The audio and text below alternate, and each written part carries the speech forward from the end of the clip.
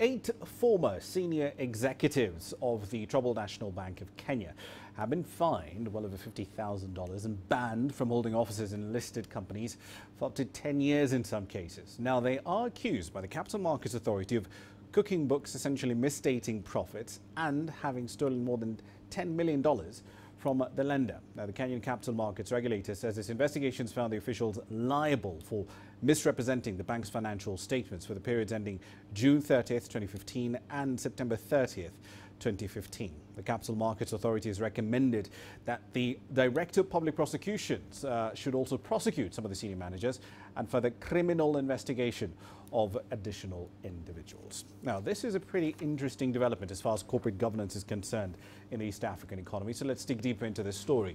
Vincent Kimasop is a lead consultant at Sovereign Insight. He specializes in governance, among other issues. Prior to that, he was the CEO of the International Institute for Legislative Affairs. He joins me now live in studio. Thank you for your time. You're welcome.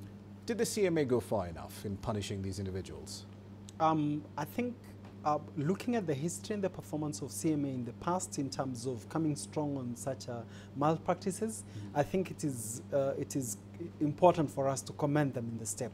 It may not have gotten us to where we want, but I think that bold step is good to send the right signals to the market that actually you have an authority that if it chooses to bite, they can actually bite and make a difference. So because in the past, white-collar crime is pretty much just gone unpunished.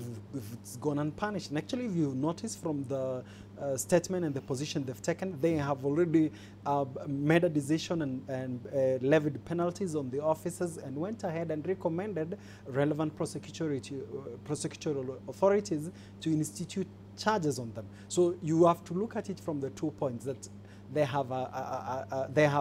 could do something about it, which they have done, and went ahead to recommend steps. So this is not the end, it's the beginning of many other things.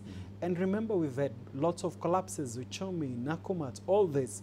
So this for me is a welcome step, and I think at this point it is good for us to applaud them. Right, but looking at this specific case, because there's failure at several levels, yes, at management level and at board level as well. The profit misstatements, yes, for one, because when those results go out, the board has to sign off on that.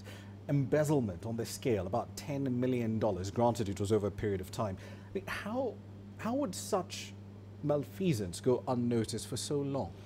If you look at the officers who've been made liable for this, you realize that they occupied certain levels. The CEO, the chief finance officer, credit. So that collusion is possible at that level, and it's possible for a board. If you do not have the right skill set within a board to actually have some of these crimes escape you. That's why it's very important that even in the constituting of boards, the right skill sets, the separation of roles, because this falls within the realm of audit and risk, yeah, ensuring that the internal risk, the officer responsible for that docket is actually given the right tools, the right protection, and the right infrastructure to get it. Failure to that, you can actually have a board that is blindsided, not being able to see this, and this being brought to their attention on time. Right, because also some of the numbers that are coming up here, looking at the 2015 annual report that they put out, they yes, reported profits in the second quarter and the third quarter, but reported a full year loss of about 1.5 billion shillings. Yes. And ideally, isn't this something that the auditor should have been able to spot? Yeah, the internal auditor, yes. But I was saying, but when you look at that, you can actually see internal collusion in the process. And I commend CMA for actually even applauding the steps that the board did to remedy the same, so that you are not seen to be, you're seeing that you are objective in your step, but also pointing out that and putting responsibility where it is required. So I could say that this also portends a lesson for other listed companies, so that the lessons of the board and the things that they should be checking and the information that should be getting to the board at the right time is actually given to them. So I see this as a possibility, a new ground broken on our corporate governance, and ensuring that our publicly listed companies actually adhere to good governance, because imagine this company was still trading. This is the year 2015, so it also talks a lot about we need to see action. This is 2018, so how do we ensure that we reduce the narrowness of the time that such swift action? It's actually even something that happened as a result of a whistleblower. Yeah. So telling you that why did we get here if it wasn't for that whistleblower? None of this would have been detected. This could not have been detected, yes. All right, one last question for you. NBK clearly has governance issues that he needs to sort out, but even as a bank, yes, right, it doesn't meet certain statutory ratios. This was at of end last year. Core capital to risk-weighted assets, 4%, mandatory minimum is 10.5%.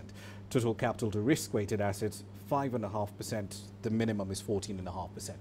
Given all of this, why is this company still trading? Doesn't that point, it's still listed as a matter of fact, doesn't this point by itself to a larger systemic failure? Yes. It points to our weaknesses, our governance weaknesses. It also boils to our inability to be able to actually go the full hog in terms of ensuring that we sweep the slate clean, so that we don't seem to be sending double standards when it comes to the regulations and the performance and the control of our money market. So I would say that this is a good pointer. I don't expect this to be the end. I would want to see what is the Nairobi Stock Exchange saying about this. What is the Ministry of Finance saying about this?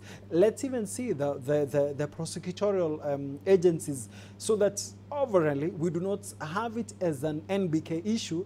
To me, it is a pointer of systemic weaknesses within the system, in our financial system, and promotion of market integrity is something that should be at the core currently of the Capital Markets Authority. All right, we'll leave it there for the time being. Vincent Kimasop, thank you.